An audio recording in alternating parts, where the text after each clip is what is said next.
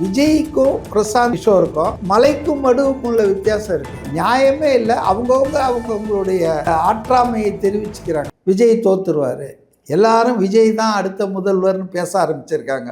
அப்போ அதுக்கு கவுண்டர் கொடுக்கணும்ல. திமுக கவுண்டர் எப்படி கொடுக்குறாங்க?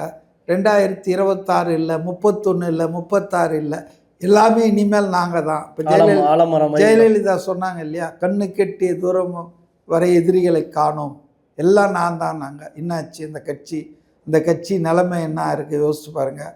அதனால் ஒரு நெரேட்டிவ் செட் பண்ணுறது தான்.